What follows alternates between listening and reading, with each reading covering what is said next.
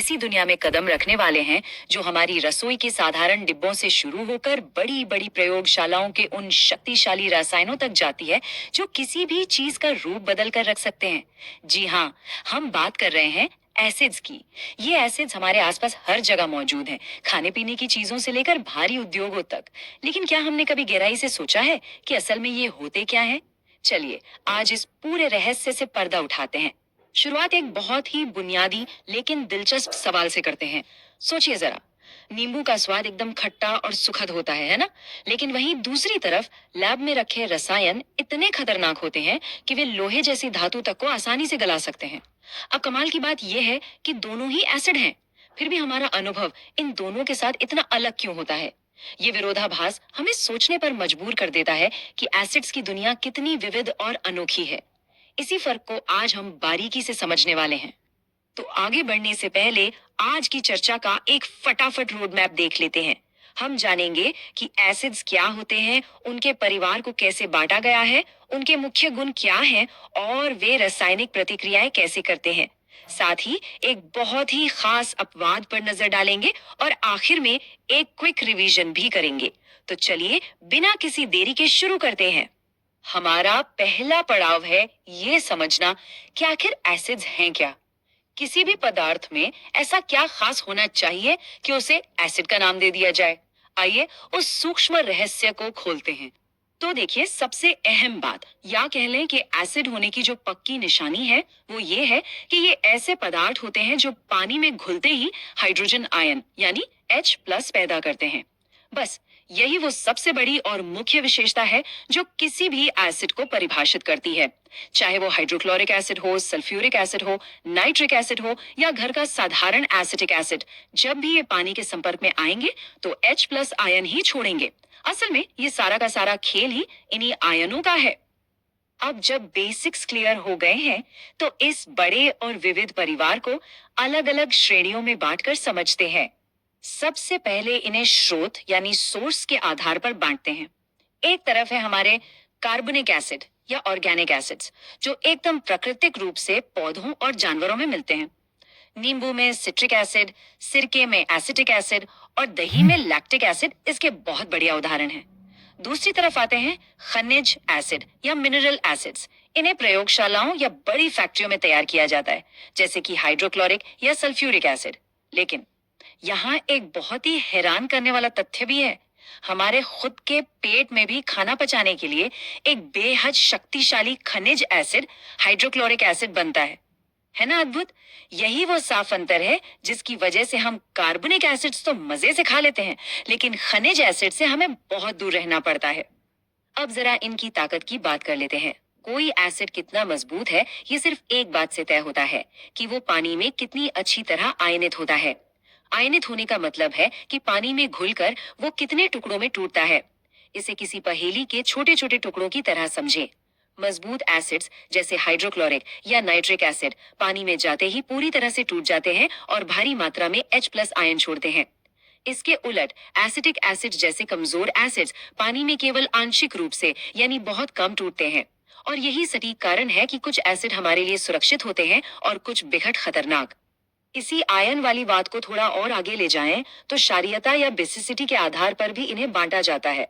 Monobasic acids वो होते हैं जो प्रति अणु केवल एक H+ आयन छोड़ते हैं, जैसे hydrochloric acid. Dibasic acids 2 ion छोड़ते हैं, जैसे सल्फ्यूरिक एसिड। और ट्राइबेसिक एसिड्स 3 आयन छोड़ते हैं, जैसे फॉस्फोरिक एसिड। ये एक बहुत ही सुव्यवस्थित और सटीक तरीका है जिससे हमारे रसायन विज्ञानी किसी भी एसिड की क्षमता को नापते हैं।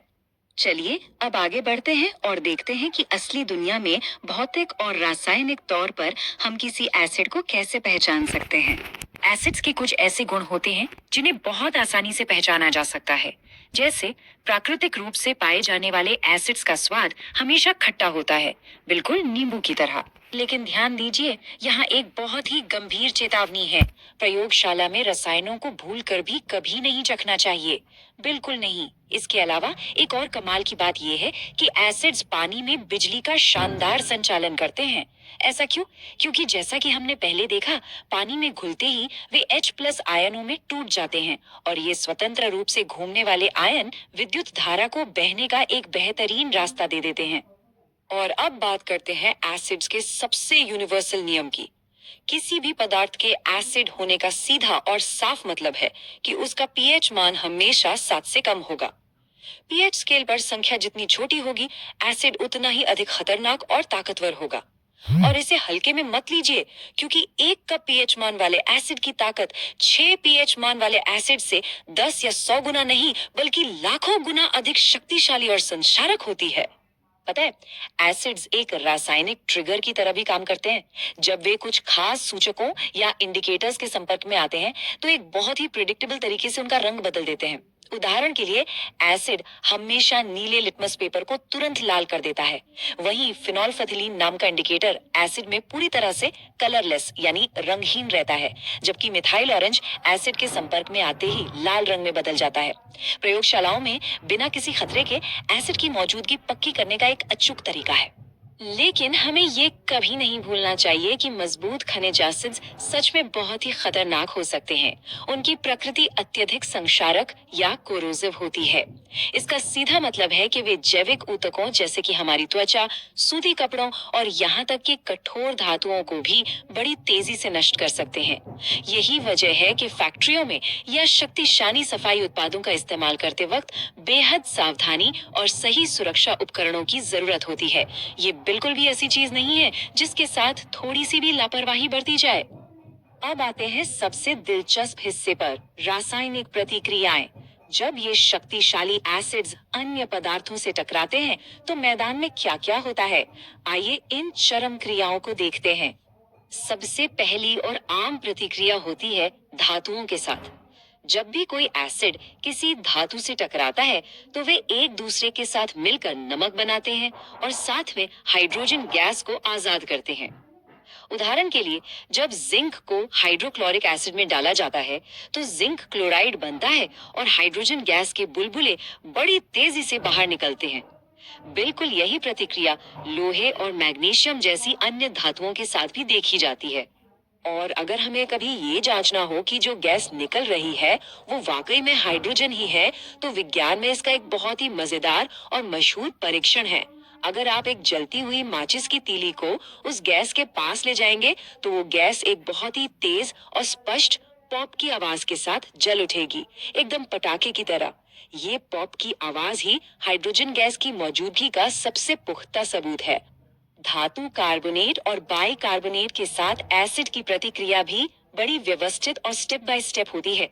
जब भी कोई एसिड इनसे टकराता है, तो सबसे पहले हमेशा एक नमक बनता है और इसके साथ ही उपोत्पाद यानी बाई प्रोडक्ट के रूप में पानी और कार्बन डाइऑक्साइड गैस भी बनती है। वो जो हम बेकिंग सोडा और सिरके को मिलाने पर एकदम से झाग और बुलबुले देखते हैं ना, वो असल में इसी कार्बन डाइऑक्साइड गैस के ही कारण होते हैं। अब जरा एक संतुलन बनाने वाली प्रतिक्रिया को देखते हैं, जिसे न्यूट्रलाइजेशन या तटस्थीकरण कहते हैं। सोचिए, क्या होता होगा जब एक एसिड का सामना उसके सबसे बड़े जानी दुश्मन यानी एक बेस से होता है। वे दोनों लड़कर मूल रूप से एक दूसरे के प्रभाव को पूरी तरह खत्म कर देते हैं। इस पूरी प्रतिक्रिया के अंत में केवल नमक और पानी ही बचता है। और आपको पता है, यही कारण है कि जब एसिडिटी होती है, तो एंटासिड, जो असल में एक बेस ही होता है, लेने से हमें तुरंत राहत मिल जाती है। लेकिन दोस्तों, विज्ञान में जहाँ नियम होते हैं, वहाँ उन नियमों को तोड़ने वाले अपवाद भी जरूर होते हैं। आइए अब एसिड परिवार के इस सबसे बड़े विद्रोही से मिलते हैं। इस पूरी चर्चा का सबसे दिलचस्प मोड़ ये है कि नाइट्रिक एसिड धातुओं के साथ प्रतिक्रिया करते समय वह अपेक्षित हाइड्रोजन गैस नहीं छोड़ता। अभी अभी हमने सीखा था कि एसिड धातुओं के साथ मिलकर हाइड्रोजन छोड़ते हैं, है ना? लेकिन नाइट्रिक एसिड अपने आप में एक बहुत ही मजबूत ऑक्सीकरण एजेंट या ऑक्सीडाइजिंग एजेंट है। तो होता यह है कि जैसे ही हाइड्रोजन गैस बनती है, यह उसे तुरंत पानी में ऑक्सीकृत कर देता है, यानी हाइड्रोजन को बाहर निकलने ही नहीं देता। ये एक बहुत ही शानदार अपवाद है, जो हमें याद दिलाता है कि रसायन विज्ञान असल में कितना जटिल और सरप्राइजिंग हो सकता है। तो चलिए, अब तक हमने जो भी महत्वपूर्ण बातें सीखी हैं, उनका एक बहुत ही क्विक और रैपिड फायर रिवीजन कर लेते हैं। फटाफट दिमाग में बिठा लीजिए, एसिड्स हमेशा पानी में H+ आयन पैदा करते हैं। उनका पीएच मान हमेशा 7 से कम होगा। वे नीले लिटमस पेपर को तुरंत लाल कर देते हैं। जब वे धातुओं से मिलते हैं, तो नमक और हाइड्रोजन गैस बनाते हैं। कार्बोनेट के साथ मिलने पर वे CO2 गैस छोड़ते हैं। बेस के साथ टकराने पर वे एक दूसरे को न्यूट्रल करके सिर्फ नमक और पानी बनाते हैं। और हाँ, सबसे बड़ा अपवाद बिल्कुल मत भूलिएगा कि नाइट्रिक एसिड एक मजबूत ऑक्सीकरण एजेंट है जो हमारे सामान्य हाइड्रोजन वाले नियम का पालन बिल्कुल नहीं करता। और इसी के साथ हमारे आज के इस एक्सप्लेनर का सफर यहीं समाप्त होता है। आज हमने देखा कि कैसे सिर्फ एक छोटे से H+ आयन की मौजूदगी पूरी की पूरी रासायनिक दुनिया को पलट कर रख सकती है। एक साधारण खट्टे नींबू से लेकर लोरे को गला देने वाले एक खतरनाक रसायन तक।